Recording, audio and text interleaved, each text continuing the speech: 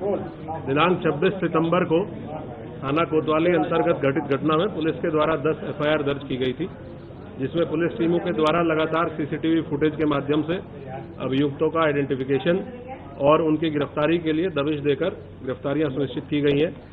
इस क्रम में आज कुल 28 अभियुक्त गिरफ्तार किए गए हैं, जिसमें थाना कोतवाली की पुलिस टीम के द्वारा 13 अभियुक्तों को गिरफ्तार किया गया है। थाना बरादरी की टीम के द्वारा 15 अभियुक्तों को गिरफ्तार किया गया है। जो थाना कोतवाली के द्वारा 13 अभियुक्त गिरफ्तार किए गए हैं, उनके नाम मैं पढ़ देता हूं।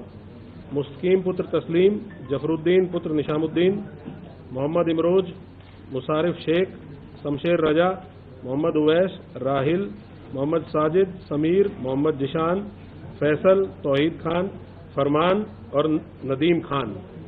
इसके साथ साथ थाना बारादरी टीम के द्वारा 15 अभियुक्तों को गिरफ्तार किया गया है, जिनके नाम है उम्मेद, मुस्तकीम, अरबाज, कलीम, मोबिन, नाजिम रजा खान, मोहसिन, शाकिब, रफीक, जैनुल, तौहीन, फैसल, मोबिन, अरशद और सुभान।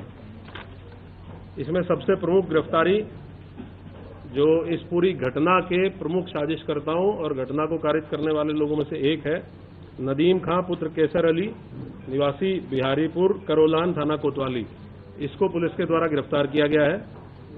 इसके पास से पुलिस ने उस घटना में पुलिस की पेट्रोलिंग यूनिट से छीना गया एक हैंडसेट मोटरोला कंपनी का बरामद किया है, जो इसने घटना के दौरान पुलिस की टीम से छीना था, वो इसके पास से बरामद हुआ है।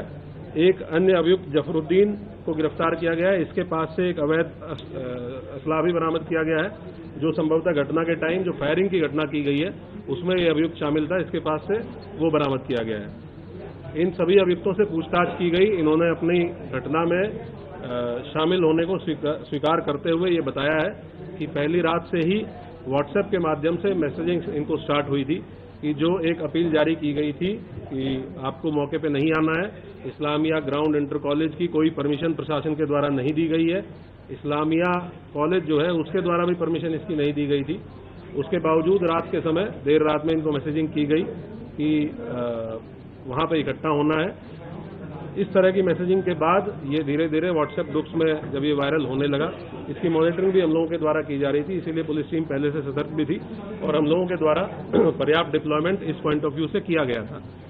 जो नदीम खां इसमें गिरफ्तार हुआ है, इसका महत्वपूर्ण रोल प्रकाश में आया है। इसने बताया है कि पहले दिन जो अपील जारी की गई थी, जिसमें लिखा गया था, एक लेटर हेड पे अपील जारी की गई थी जिसमें नदीम खान के साइन थे और डॉक्टर नफीस, इन दो लोगों के साइन थे।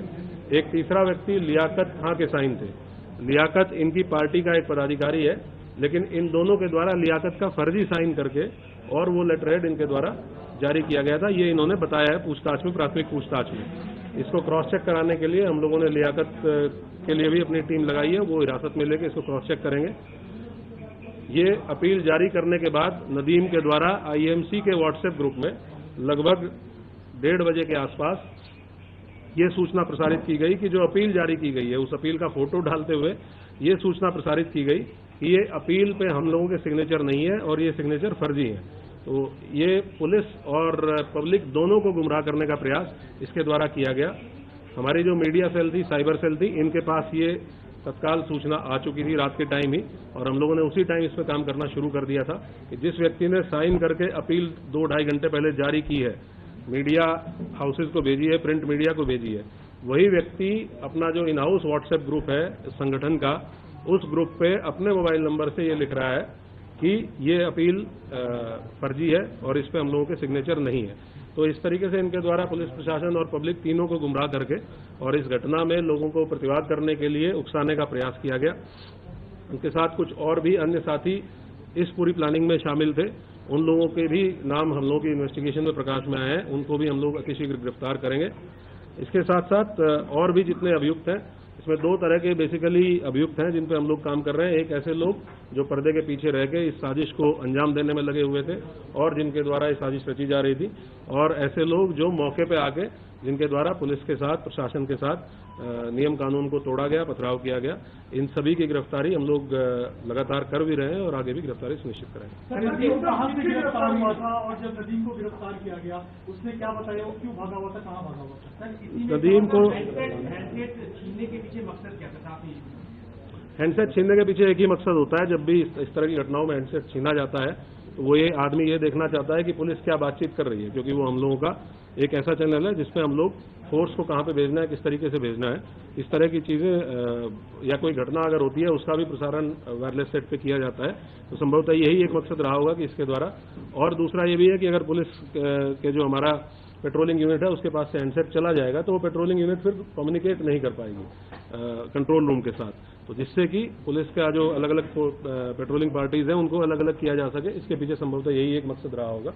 नदीम को थाना क्षेत्र कोतवाली से ही गिरफ्तार किया गया है और इसके और भी जो अन्य साथी हैं, कुछ ऐसे नाम हैं जो इसने हम लोगों को बताए हैं, जो प्रकाश में आए हैं इनकी पूछताछ से, उनके लिए भी हमारी टीमें लगी हुई हैं। जल्दी ही गिरफ्तारी सुनिश्चित करेंगे। सर, ये जो व्हाट्सएप से कॉल करके किस तरह से लोगों से बात की थी, कितनी कॉलें हुई थी, कितने मैसेज हुए थे लोग भड़काने के लिए? जो 2 लोग जेल गए हैं, फरत और फरमान, जो फाइक एनक्लेव में रहने वाले हैं, फरत और फरमान का बहुत महत्वपूर्ण रोल था अगले दिन सुबह वीडियो को सर्कुलेट करने में।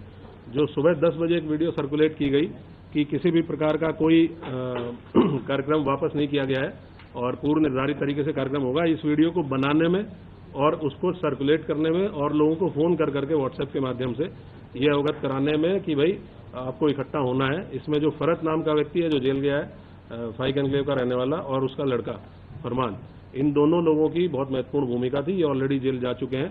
ये बात भी इससे पूछताछ में हम लोगों के प्रकाश में आई है, जो और अभियुक्त पकड़े गए हैं उनसे प्रकाश में आई है और ये उनसे तस्दीक भी हुआ है। नदीम ने भी जब व्हाट्सएप कॉल करके बहुत ज्यादा रही, क्या ये भी जांच में सामने आया है कि जो नाबालिग है उनका इस्तेमाल किया गया था इस पूरे प्रकरण के? ये तो आप लोग, क्योंकि वहाँ आप लोग भी थे और आप लोगों ने वीडियोज में भी देखा होगा कि कुछ नाबालिग बच्चों को सामने करके और इस तरह की हरकत करने का प्रयास किया गया। ये जेजे एक्ट के अंतर्गत एक अपराध है, जुवेनाइल जस्टिस एक्ट के अंतर्गत एक अपराध है कि कोई व्यक्ति अगर नाबालिग बच्चों को किसी घटना में शामिल करके उनसे अपराध कारित कराता है तो ये भी एक दंडनीय और संज्ञेय अपराध है। हम लोग इस पे भी काम कर रहे हैं और इनकी धाराओं को भी इस मुकदमे में बढ़ाया जाएगा। टोटल अब तक हम लोगों ने इस पूरे प्रकरण में 55 लोगों की गिरफ्तारी इंश्योर की है और हमारी टीमें लगातार दबिश में है। बहुत जल्दी और भी लोग गिरफ्तारी और लोगों की भी गिरफ्तारी सुनिश्चित की जाएगी। नदीम व्हाट्सएप कॉलिंग के जरिए लोगों को किस तरह, कितनी व्हाट्सएप कॉलिंग नदीम के फोन से मिली है और मौलाना के फोन से मिली है? लगातार सभी लोग आपस में व्हाट्सएप कॉल के माध्यम से संपर्क में थे। संख्या तो यहाँ नहीं बताई जा सकती, लेकिन लगातार पूरी रात लगभग 3 साढ़े 3 बजे तक सभी लोग व्हाट्सएप से एक दूसरे के संपर्क में थे और उसमें ये कंफ्यूजन फैलाए जाने की कोशिश की जा रही थी कि कुछ लोगों को अपील भेजी गई, फिर उन लोगों को ये बताया गया कि अपील फर्जी है। तो ये कंफ्यूजन बेसिकली पब्लिक में क्रिएट करने की कोशिश की गई कि जो अपील जारी की गई थी वो जेन्युइन नहीं है, जबकि वो अपील इन्हीं के द्वारा साइन करके पुलिस प्रशासन को दी गई।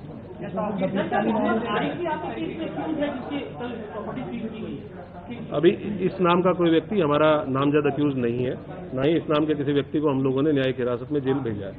बाकी जो अज्ञात व्यक्ति हैं उनके संबंध में पड़ताल और विवेचना हमारी की जाती है।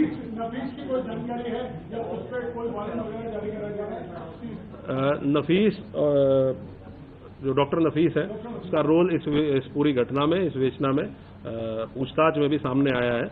हम लोगों ने उसकी गिरफ्तारी के लिए टीमें गठित की हुई है। बहुत जल्दी उसकी गिरफ्तारी भी सुनिश्चित की जाएगी। आपने बताया था अवैध असला भी बरामद हुआ था, इतने सारे रिसोर्सेज को प्रोवाइड करने के लिए बैक कौन कर रहा था, इनकी फंडिंग कौन कर रहा था, इसकी क्या जांच आप लोग कर रहे हैं? ये हम लोग जितने भी अभियुक्त जिनसे पूछताछ की जा रही है और उसमें विशेषकर ऐसे लोग जो प्रमुख लोगों में से थे इस पूरे प्रोटेस्ट को ऑर्गेनाइज करने में, उनसे हम लोग पूछताछ कर रहे हैं। जैसे जैसे और लोग गिरफ्तार होंगे तो और बाकी चीजें भी क्लियर होंगी कि इसके संबंध में फाइनेंशियल ट्रांजैक्शन किसने की थी, अगर कोई रिसोर्सेज प्रोवाइड किए गए थे तो किसके द्वारा किए गए थे।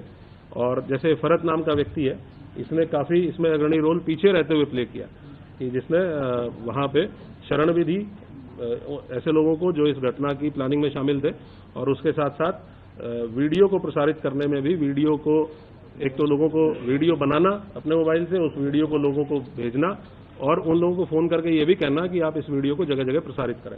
तो ये भी कल गिरफ्तार होकर जल्दी। अभी हम लोग जो दर्ज मुकदमे, हमारे पास 10 मुकदमे दर्ज हैं जिनकी विवेचना हम लोग इंश्योर कर रहे हैं कि इनकी विवेचना अच्छे तरीके से हो। जितने अभियुक्त सामने आ रहे हैं वो जेल भेजे जाएं।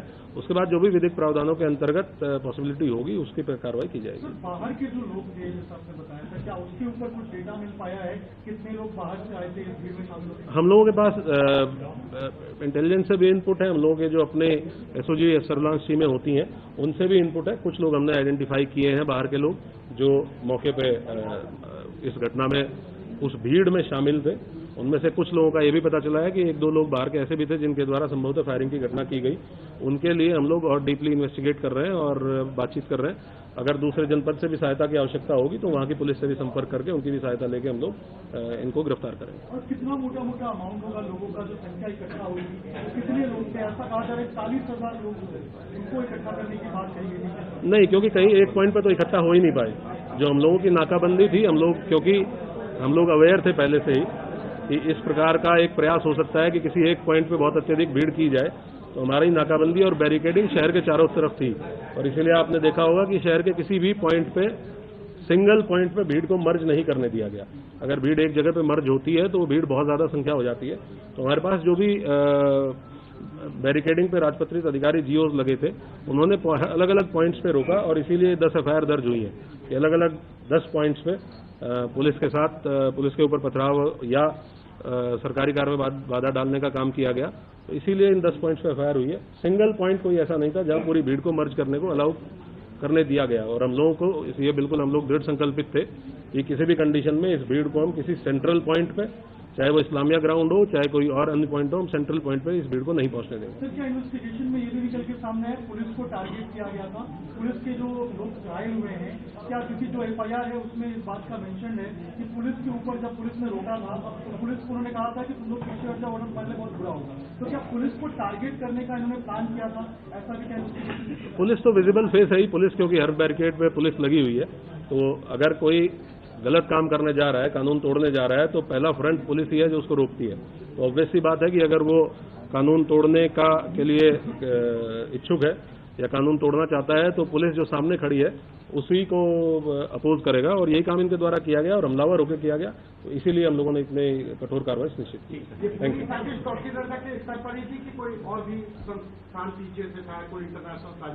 जैसे मैंने आपको बताया कि एक ऑर्गेनाइजेशन के द्वारा एक कॉल दी गई थी, आईएमसी नाम के ऑर्गेनाइजेशन के द्वारा। जो कुछ लोग गिरफ्तार हुए हैं उसके पदाधिकारी हैं, कुछ और लोग हैं जिनकी गिरफ्तारी शेष है। हम लोग सभी को अकाउंट 4 करेंगे और जो भी लोग इसमें शामिल थे, अगर कोई अन्य तथ्य प्रकाश में आएगा तो मैं आपके साथ। पार्षद भी गिरफ्तार हुआ है? हाँ, एक अनीश सकलैनी पार्षद गिरफ्तार हुआ है। वो भी इनकी पार्टी का एक प्रमुख चेहरा था, अहम चेहरा था। और उसके द्वारा भी वो हम लोगों ने शेयर भी किया है कि उसके द्वारा भी रात के टाइम एक पर्ची सर्कुलेट की गई जिसमें लोगों से आह्वान किया गया कि अधिक से अधिक संख्या में इस्लामिया ग्राउंड पे पहुंचे। ये तो हम लोग इन्वेस्टिगेट करेंगे और इन्वेस्टिगेशन में जो भी आएगा आपके साथ शेयर करेंगे। टोटल आज 29 लोग हैं, 28 लोग टोटल गिरफ्तार किए गए। इसमें 15 है ना कोतवाली में, तो 14 सॉरी 14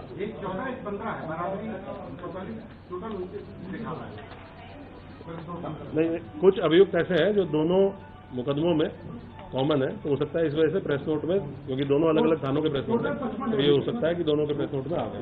टोटल 55 अभियुक्त गिरफ्तार किए गए। 28 टोटल 55 अभियुक्त गिरफ्तार हुए हैं। आज से पहले तक 27 और 28 अभियुक्त टोटल 55। ये मैं शेयर करूँ। For more of such videos, do like, share and subscribe to ET Now Swadesh.